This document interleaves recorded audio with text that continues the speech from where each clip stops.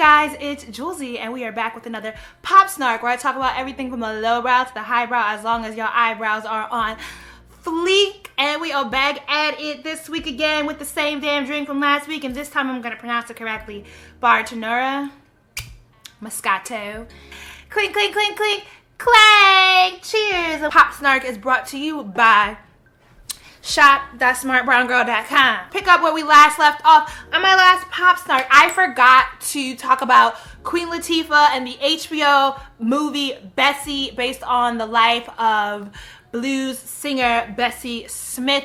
Girl, HBO has been killing it as of late with like really good content targeted at the African American community, and I'm here for all of it. Somebody recommended that I go and watch Southern Rites. I did. I was so confused after. That was a lot. And then the one about the serial killer in Compton, LA, I watched that too. And then I watched David Oyelowo. I don't fuck that all up, whatever. You know, the dude from Selma.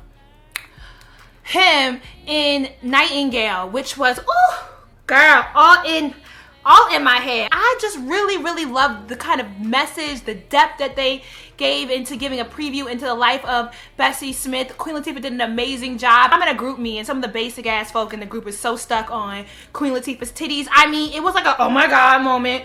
Oh my god. But I got it. You know, I think it kind of pushed back at the presentation of the standard of beauty. You know, it just touched on so many different things with sexuality, racism in that era, with, you know, owning the rights to your music and pursuing your dreams when everyone tells you that you're not worth it, your relationship with abusive parents, or whatever that mama who's always the evil mama is. Oh, what's her name? Candy. Monique did an awesome job as Ma Rainey. And somewhere in my house, I definitely have a Bessie Smith vinyl because my great-grandmother, who was born in 1904, was a big fan. She had the Chattanooga. Is that Bessie Smith is the one who did the Chattanooga Blues or something? Yes, we give a congratulations, a welcome to Caitlyn Jenner. She has officially moved into her transition phase, and as I said before, and I did an entire video on, I have absolutely no opinion on this topic other than congratulations, girl. I hope it's awesome. Laverne Cox, y'all have been sending me the piece. I did write a follow-up blog to reiterate my points in the video about why I don't discuss trans topics, and I did mention the Laverne Cox Tumblr article where she kind of addresses the complexities of the acceptance of the beautiful trans people versus the acceptance of just trans people in general. And as I said, because my whole point was, I feel like this is a conversation where I should allow trans people to dictate how they're talked about. She had the gravitas that I did not have to communicate the point very effectively and push the conversation forward in a productive manner. So Laverne did that. I linked it in my blog. I will link the blog down below. I've always kind of wondered when people come out, or how are we allowed to discuss their transgressions with the people in their lives? I get that there's a lot of weight in doing these things, but does the weight of that on them absolve them of all their previous sins with, you know, leaving or abandoning their children, or kind of in a hushed conversation that the person formerly known as Bruce Jenner was a pretty shitty father to his older children? How are you allowed to talk about that? How do we kind of frame it? There's been some news stories going around. It's always clickbait when they click the title about his children are refusing to support him in his reality show, when really I think the older kids are just kind of like, they're not the Kardashians, and, you know, everything isn't for publicity with them. And I think there's still kind of a hard part about their father not having been there for them as children. But how do you have that discussion? That's my question. Somebody commented that I be talking about too much American shit. Well, I'm American, so I happen to live in the United States of America. Shout out to the free. But are we free really? I guess not, girl, because taxes and Sally Mae got a bitch. The FIFA scandal. Now, I may or may not have been infatuated with a certain fuckboy from Western Africa who happened to be a Manchester United fan. I may or may not actually own a Manchester United onesie, girl, because I mistakenly ordered two when I ordered him one for his birthday, because I like to give gifts. I'm not a sports fan in general. I'm more of a fan of whatever the guy that I'm interested in at the time is a fan of. So since I'm single, I'm just here for the chicken wings and the liquor. I know that De Gea is the goalie for Manchester United, and that's what's about the most excited thing that I could find in watching soccer. And so Sepp Blatter, we just gonna rock with mispronouncing this man's name because I'm too lazy to look it up right now. He finally resigned today, which is like, oh my gosh, nobody thought he would ever do that. And what was more fascinating to me is that why are they having the World Cup in Qatar? Like, ain't shit there but a mall and dust. Like, there's an infographic showing how many people have lost their lives building Olympic and World Cup stadiums. And Qatar has like 2,100 compared to like maybe the 2, 3, 8, 20. Everybody and their mama done been to Dubai this year, girl. Everybody. I was in Abu Dhabi for like all of 36 hours. But I've been to Abu Dhabi before. But one of the things that I noticed when I was out there back in 2008 is when you're in the airport, you see like loads of like Pakistani, Indian, you know, what is that? Southeast Asian, basically. And then East Africa, a lot of Somalians, Rwandans, and Kenyans. Of them in the airport with all the same color shirt on, and they're all going to be laborers for some building or some highway that's popping up. And the living conditions, like if you go to the souk in Dubai, you kind of pass through some of their neighborhoods where they live at, and the living conditions are like, girl, you carry your human rights from whatever country you are a citizen of. So with my little blue American passport, I'm the shit. Like, you can't touch this. But if you coming from a country that currently has no infrastructure or ruling government like Somalia, and you out in Dubai, they looking at you like, bitch, boop, your country don't care about you, we don't care about you. And that's a severe human rights violation that's going on out there. So like, girl, I'm Americans, we don't watch those things over here. But you know, I've read a few articles for the sake of my international audience. I like De Gea. Is he ever gonna play for the Real Madrid? I heard, isn't that true? Like the goalie for like the Real Madrid is always a Spanish national. Or is that for Barcelona? Girl, see, these things are so confusing. I don't be knowing. Iggy Azalea, this bitch. But recently, Iggy's tour was canceled. The entire tour was canceled. And, you know, Black Twitter went, hurrah, hurrah, bye, bitch. And you know, I'm no fan of Iggy, girl, at all. But I don't really like have like a personal, like, there's nothing to gain from me seeing her downfall. Not that I'm saying that she should be like famous or like noted as some sort of musical or whatever, because I think her shit is trash. But you know, I remember before Iggy even got signed, and quite frankly, Iggy is a good example of how cultural appropriation works, specifically when it comes to the cultural appropriation of Black people, and even more specifically, Black women. Because in order for this shit to effectively happen, we have to co-sign it first. Like, we co-signed the ish out of Iggy when she was popping around. What was this child singing?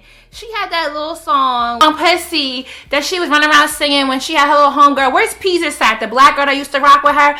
Other Black people, Black women, therefore co-signed her shit, giving her authority to enter into this space. I see it over and over again where we accept white mediocrity and we herald it in as like some hot shit, like that white capper from that y'all have all made internet famous.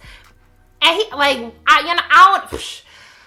he from Villanova. But y'all out here goo goo gaga over this mediocre white boy, and then want to be mad when these white people come in and appropriate our culture and then become famous off of it. Well, why can't other Black people that are more talented, why can't they get ahead? Because you're not co-signing their shit. You're not supporting them. You're not bigging them up like that.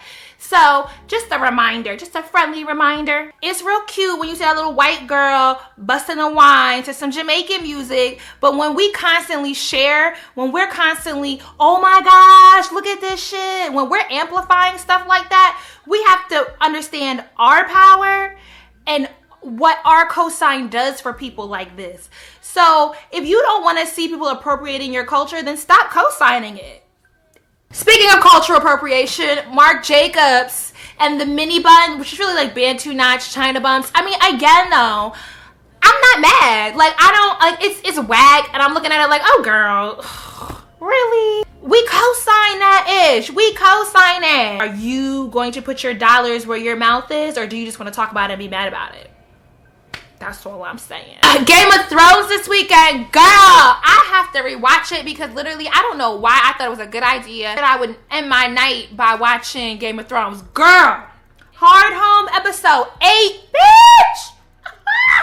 I was in here like, I shoot up out the bed when Jon Snow killed that White Walker. I'm still in my feelings. Like, that between Tyrion and Dany sitting and commiserating over they whack ass daddies, the 20-minute fight scene. I think one of the things that Game of Thrones does really, really well, extended fight scenes. Like, I haven't enjoyed extended fight scenes like this since the Korea movie Old Boy, which girl, that's graphic. That is a lot of religious imagery in Game of Thrones, though. Girl, a whole book of Revelations was all up in that fight scene, but it was serious, and I'm like, I'm debating whether I should go rewatch it because there's just so many elements and motifs in these episodes that I usually do watch them twice. With that imagery, the 4 White Walker horsemen, you know, my first memory of attending church, Kingdom Hall, Job's Witness Family, whatever, girl, was we were studying the book of Revelation. So I be having, I can't do it.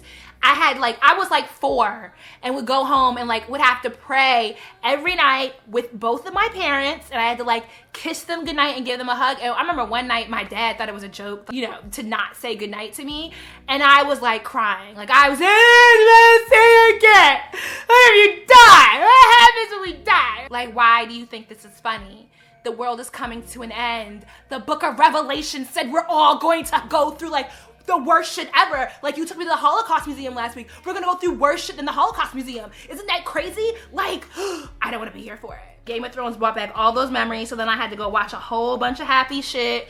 I sat on BuzzFeed videos for like 3 hours, girl, trying to like rework my brain before I went to bed. It was real crucial. Let's talk about this Gen Beauty drama. So Gen Beauty is like this Ipsy sponsored Michelle fan event that's mostly targeted at YouTubers. So there's like some non-drama drama that was popping off on Instagram the other day. I got tagged in like maybe 1 or 2 pictures because look, it has never come out my mouth that I am the realist. I'm just Jouelzy, and I'm very matter of fact and dry as fuck. That's who I am. To be real, because people like to use that to throw shade back at me as, oh, you think you the shit because you think you the realist. No, actually, no, girl. I just think I'm me. Thank you. Be blessed. No bubble. And this is not shade or rude to anybody, but this is a lesson that I had to learn on YouTube. Because, you know, when you think you have an audience, know you via the internet, you assume that because these other women, especially other Black women, are in the beauty sector on YouTube, that you assume that there's going to be some sort of camaraderie. Or actually, no. You know, the YouTube social circle happens the same way people make friends in real life. A cosign goes a long way. So it's really hard to go up to other people and be like, hey, I'm Jouelzy. I have a YouTube channel with 137,000 subscribers. That shit sounds whack. And it's like, most people aren't going to do that. You're going to allow your own insecurities to kind of supersede you, and you're going to get all gaff mouths and like, I don't know how to go talk to this person. If you see another YouTuber and that you watch or you like and they don't recognize you, you feel some type of special because in your mind, you're more than just a fan. You're their peer now because you both live on this YouTube space. So what I do when I go to events, I just assume that nobody knows who I am. A lot of YouTubers on this space have like legit relationships. They're friends outside of YouTube. And so, you know, it took me a while to kind of readjust my perspective, because when I first started going out to stuff, and, you know, I might have been feeling myself, and I saw other YouTubers and they be kikiing it with each other, and then, you know, they meet you and it's like, oh, that's nice. You have a YouTube channel. That's real cute. And then they go back to their friends. It's like, well, I had to take a step back. Like, well, what would happen in real life? And mind you, I'm this sorority. And so, like, come on. Like, it's supposed to be the epitome of sisterhood. And the same shit happens in sorority. It's not that people are being stuck up. People just like to deal with the familiar. And so sometimes you have to take a step back and a step out of yourself and realize that, you know, you might be relevant in your world, but you're not going to be relevant in somebody else's world. And that's not shade. It's not saying that you're less than. But you could have 500,000 subscribers and somebody still not know who you are. I published my book, Send It On. I sent it out to a few YouTubers who I've had interacted with. The only person that did a review on it was Ray Rose. And I appreciate the shit out of her. But, you know, I was like, I think that was my learning lesson. It was like, I'm not even going to be mad about this. Like, they don't owe me shit. Like, I didn't explicitly ask them to review it. I just thought that I made the assumption that there was going to be some sort of, like, Black woman camaraderie amongst YouTubers. And, like, they would, because, you know, I'm a Black girl, published a book, and, like, you know, I've seen them big up other Black girls who publish books, so I thought I'd be one of the same. But that's an unfair assumption. You know? So when I launched this line of Smartbrowngirl shirts, I just sent shit to nobody for free.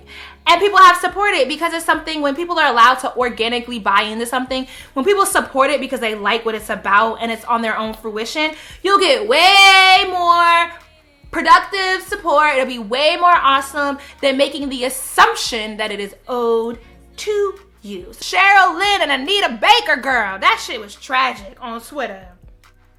What's really funny is Cheryl Lynn is a singer known for the Got To Be Real.